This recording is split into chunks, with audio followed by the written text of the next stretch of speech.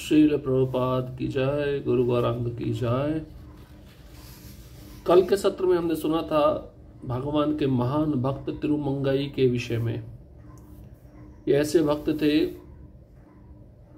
जिन्होंने भगवान रंगनाथ के मंदिर का निर्माण कराया था और कावेरी नदी के एक द्वीप पर स्थित भगवान रंगनाथ का मंदिर आज भी वहां पर स्थित है।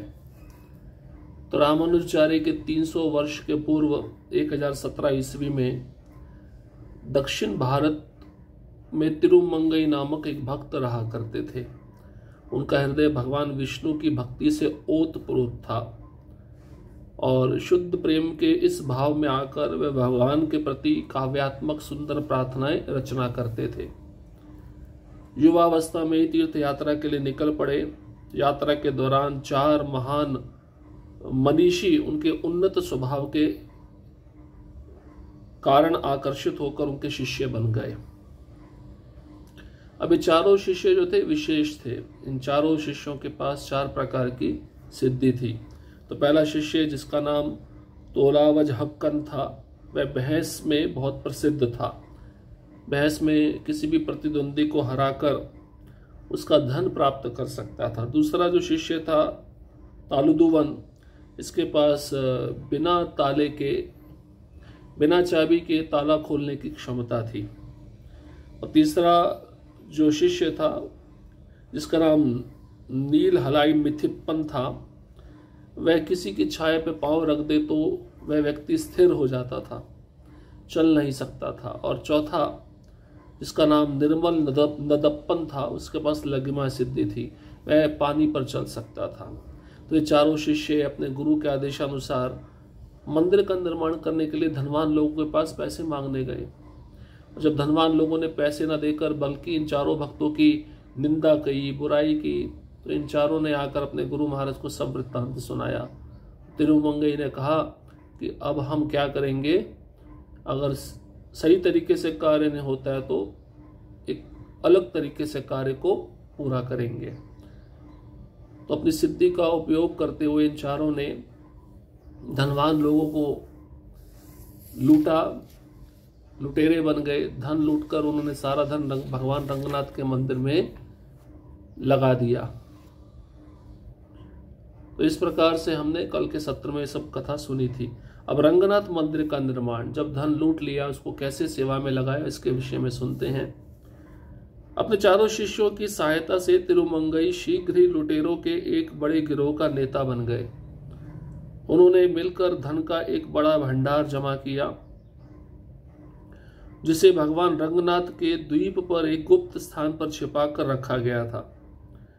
बड़ी मात्रा में धन व्यय करके तिरुमंगई ने भगवान के लिए एक विशाल मंदिर रचना हेतु भूमि के सर्वश्रेष्ठ वास्तुकारों को बुलाया और एक शुभ समय पर उन्होंने आधारशिला रखी। क्योंकि तिरुमंगई ने भी देखा था कि वो जो मंदिर था टूट फूट गया था, निर्जन स्थान था। वहाँ पे पुजारी तो आता था एक ही बार और थोड़े पुष्प, थोड़ा जल अर्पित करके तुरंत भाग जाता था। उस पुजारी को भय रहता था कि मेरी मृत्यु ना हो जाए, हिंसक पशु आकर मुझे मार न दे। और वह पूरा टूटा फूटा मंदिर चमगादड़ों से भरा हुआ था। अब तिरुमंगई ने जब धन इकट्ठा कर लिया अपने शिष्यों के द्वारा, उसको एक गुप्त स्थान पर रख दिया और मंदिर बनाने के लिए सर्वश्रेष्ठ वास्तुकारों को बुलवाया और एक शुभ समय पर, शुभ मुहूर्त पर मंदिर का आधारशिला उन्होंने रखा। दीवारों की पहली परिक्रमा से घिरा हुआ और एक ऊंची मीनार से सुशोभित गर्भगृह 2 साल में पूरा हुआ। निर्माण में भाग लेने के लिए हजारों कारीगर लगे हुए थे, परंतु फिर भी दीवारों और कक्षों की अगली परिक्रमा को पूरा करने में 4 साल लग गए। दूसरे के लिए 6 साल, तीसरे के लिए 8 साल, चौथे के लिए 10 साल, 5वें के लिए 12 साल और छठे के लिए 18 साल। कुल मिलाकर मंदिर के निर्माण को पूरा करने में 60 साल लग गए। इस समय तक तिरुमंगई 80 वर्ष से अधिक आयु के हो चुके थे।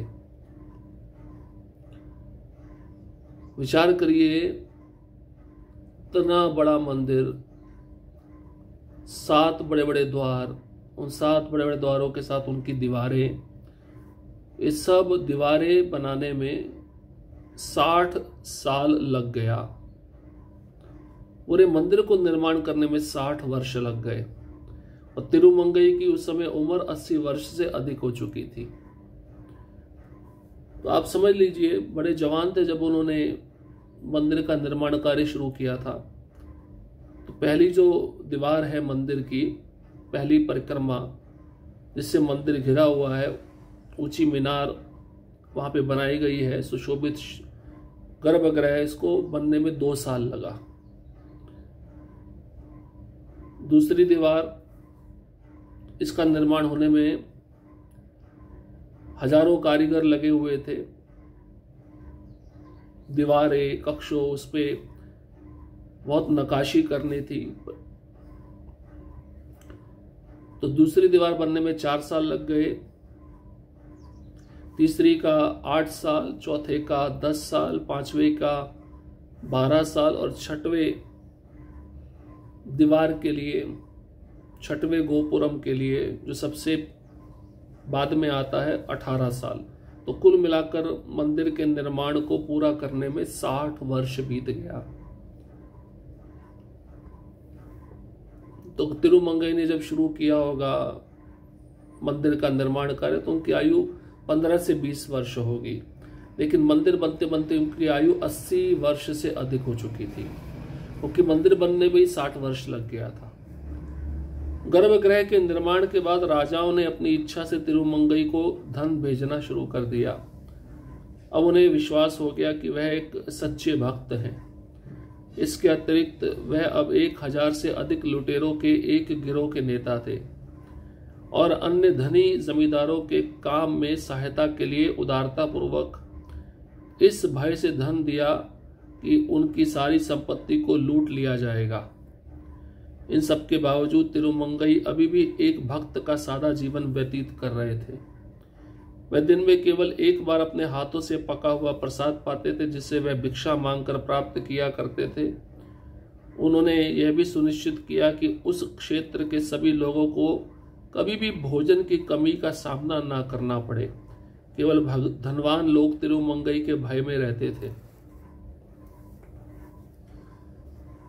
तो जैसे ही गर्भगृह का निर्माण कार्य शुरू हुआ, वहां पे रहने वाले राजाओं ने तिरुमंगई को उनकी इच्छा के अनुसार धन भेजना शुरू कर दिया। अब उन्हें विश्वास हो गया था कि भगवान का मैं सच्चा भक्त हूं। इतना लंबा तपस्या मैंने किया, इतना सुंदर मंदिर बनवाया और अब तक तिरुमंगई 1000 से अधिक लुटेरों के गिरोह के नेता बन चुके थे। इंग्लिश में कहते हैं ना गैंगस्टर। तो 1000 लुटेरे थे, 1000 से अधिक लुटेरों का जो गिरोह था, गैंग था, उसके लीडर बन चुके थे तिरुमंगई। और भक्त है वो। और अन्य धनी जमींदार से सहायता के लिए उदारता पूर्वक तिरुमंगई जब धन मांगते थे तो जमींदार डर के कारण अपनी सारी संपत्ति को तिरुमंगई को दे देते थे, क्योंकि इन धनी जमींदारों को पता था अगर हमने धन तिरुमंगई को नहीं दिया तो ये किसी न किसी तरह से हमारी संपत्ति को लूट लेगा। और ये सब प्राप्त करने के बाद, सोचिए इतना धन इकट्ठा करने के बाद, 1000 से अधिक लुटेरों का गिरोह के नेता बनने के बाद, जो तिरुमंगई भक्त हैं अभी भी सादा जीवन बिता रहे थे। ऐसा नहीं कि मैं बड़े गैंग का लीडर हूं, मेरे पास बहुत सारा धन आ गया तो मैं ऐशो आराम से जीऊंगा, ऐसा नहीं है। कैसी उनकी जीवनचर्या थी, केवल दिन में एक बार हाथों से पका हुआ प्रसाद पाते थे, वो भी भिक्षा मांगकर। दिन में एक ही बार खाना भिक्षा मांगकर, हाथों से बना हुआ, किसी गृहस्थ से मांग लेते थे भिक्षा। और उन्होंने ये भी सोचा कि जितने भी यहाँ पे लोग रहते हैं इस क्षेत्र में, ये कभी भूखे नहीं सोने चाहिए, इनको भोजन की कमी का कभी एहसास ना हो, इनको भोजन की कमी का कभी सामना ना करना पड़े। तो तिरुमंगई धनवान लोगों से धन लेकर गरीब लोगों को खाना भी खिलाते थे। लुटेरों का क्रोध, भाई जो लुटेरे थे जिन्होंने तिरुमंगई के लिए सेवा की थी, इतना सुंदर मंदिर भगवान का बनवा दिया था, अब वो भी क्रोधित हो गए। क्या कारण था लुटेरों के क्रोधित होने का? अब जब मंदिर की सभी 7 दीवारें बनकर तैयार हो गई थी, तिरुमंगई ने उदारता पूर्वक सभी वास्तुकारों को पुरस्कृत किया। इतना भुगतान करने के बाद कोषागार में एक पैसा भी नहीं बचा। उस समय लुटेरों के समूह जो उसके साथी थे, उनके पास लुटी हुई संपत्ति में से अपने हिस्से की मांग करने के लिए आए। तिरुमंगई ने कुछ समय के लिए लुटेरों की मांगों के बारे में सोचा और कोई रास्ता नहीं पाकर उन्होंने अपने शिष्य निर्मल नदप्पन से निर्जन स्थान पर परामर्श किया। अब जब पूरा मंदिर बन गया, 7 दीवारें बन गई, 7 बड़े बड़े गोपुरम बन गए, तो तिरुमंगई ने बड़ी उदारता से जिन वास्तुकारों ने मंदिर बनवाया था उन वास्तुकारों को इनाम दिया, धन का इनाम दिया।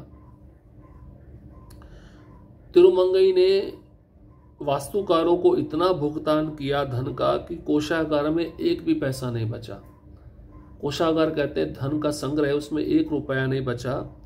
सारा पैसा वास्तुकारों के सैलरी में, धन में, पुरस्कार देने में चला गया। उस समय जो लुटेरे थे, उनका जो समूह था, सभी तो भक्त नहीं थे। 4 लुटेरे बन गए तो उन्होंने गैंग को बढ़ा बढ़ा के सारे लुटेरे अलग अलग जगहों से इकट्ठे कर लिए। अब ये जितने भी लुटेरे थे, इनका समूह तिरुमंगई के पास पैसे मांगने के लिए आया। भाई हमें भी दो, हमने इतनी मेहनत की है। तो लूटी हुई संपत्ति जो थी उसमें से लुटेरों के हिस्से में एक भी पैसा नहीं आया मांग करने पर। अब तिरुमंगई ने कुछ समय के लिए लुटेरों की जो मांगे थी इसके बारे में सोचा, भाई इनको पैसा तो देना पड़ेगा। और कोई रास्ता जब उनको नहीं मिला तो अपने शिष्य निर्मल नदप्पन से उन्होंने एकांत स्थान में जाकर परामर्श लिया। आप बताइए अब क्या करना चाहिए। इस बीच सभी लुटेरों ने यह मानकर कि तिरुमंगई ने मंदिर निर्माण के लिए सारा पैसा खर्च कर उन्हें धोखा दिया है, उन्होंने नेता को मारने का षड्यंत्र रचा। जैसे वे अपनी योजनाओं को क्रियान्वित करने वाले थे, वैसे ही निर्मली नदप्पन ने उनके बीच आकर कहा, मेरे प्यारे भाइयों, हमारे स्वामी का विशाल खजाना कावेरी की उत्तरी किनारे पर कहीं छिपा हुआ है। देखो यहाँ एक नाव है, मैं तुम्हें उस स्थान पर ले जाऊंगा जहाँ खजाना छिपा हुआ है और तब हम इसे आपस में बांट सकते हैं। तो ये जो शिष्य था बड़ा बुद्धिमान था। जब लुटेरों ने देखा कि हमने जो मांग की है पैसे की वो हमें नहीं मिल रही है, तो तिरुमंगई ने सारा पैसा मंदिर के निर्माण में लगा दिया है और पैसा खर्च करके हमको धोखा दिया है, ऐसा लुटेरे लोग सोच रहे थे। तो इन सभी लुटेरों ने तिरुमंगई को मारने का षड्यंत्र रचा।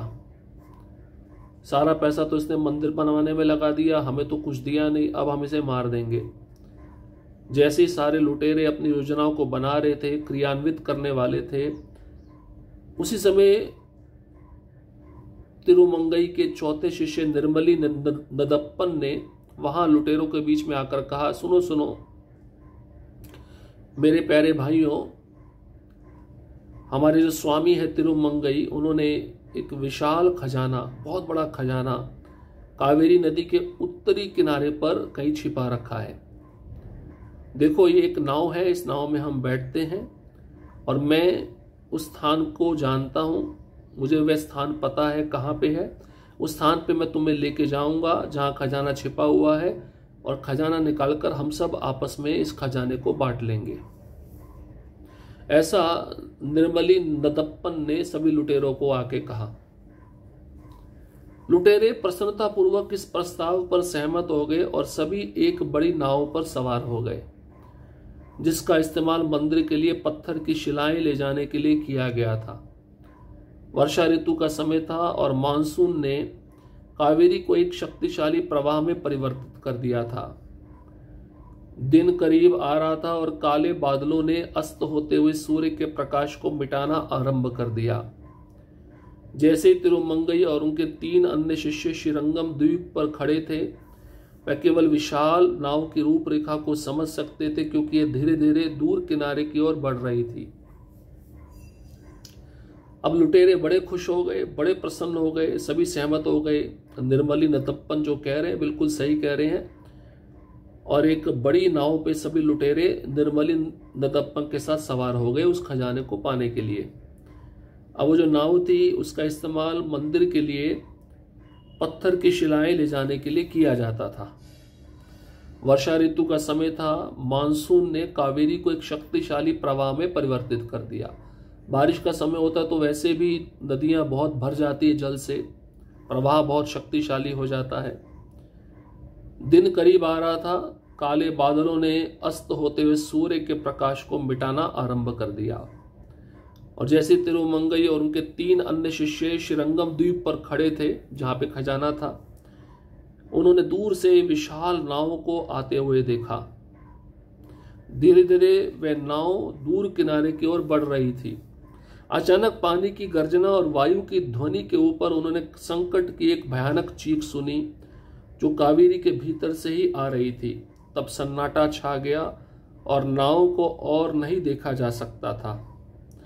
कावेरी की गरजती लहरों में और कुछ दिखाई नहीं दिया। थोड़ी देर बाद एक व्यक्ति पानी के ऊपर चलता हुआ तिरुमंगई के पास आया और उनके चरणों में झुक गया। यह व्यक्ति कोई और नहीं बल्कि उनके चौथे शिष्य निर्मल नदप्पन थे। तिरुमंगई ने उसे उठाया और कहा, इन लोगों के लिए चिंता मत करो।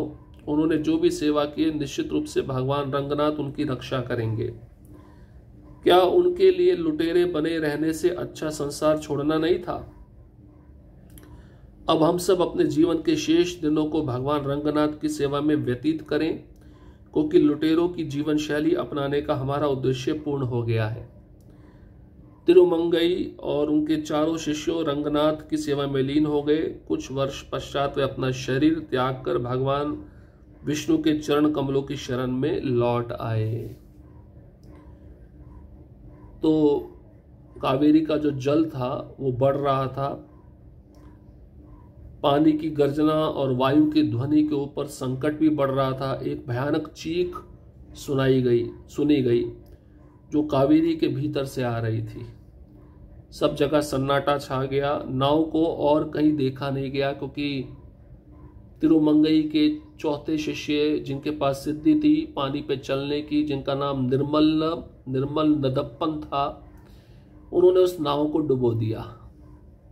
जितने भी लुटेरे थे उस नाव पे सब मर गए, उस कावेरी के जल में डूबकर मर गए।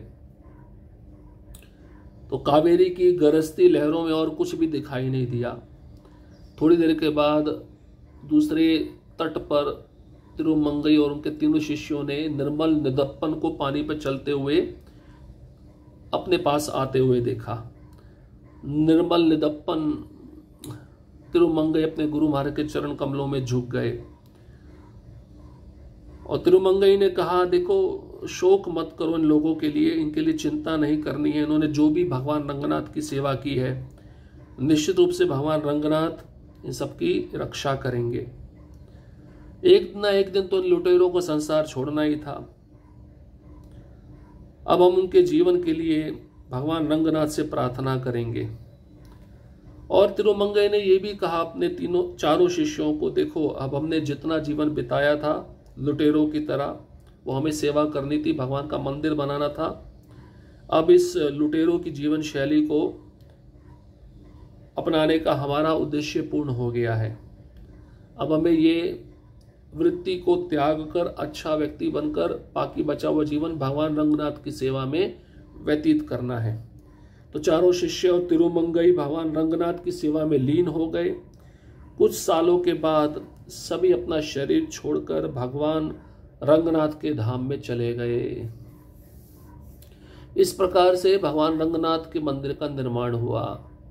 और लुटेरों का क्रोध हमने सुना, किस प्रकार से उनको उनका पैसा ना मिलने के कारण क्रोध आया। और तिरुमंगई के चौथे शिष्य निर्मल नदप्पन ने उनके साथ क्या किया। हरे कृष्णा कृष्ण कृष्ण हरे हरे, हरे राम राम राम हरे हरे। श्रील प्रभुपाद की जय, गुरु गौरांग की जय।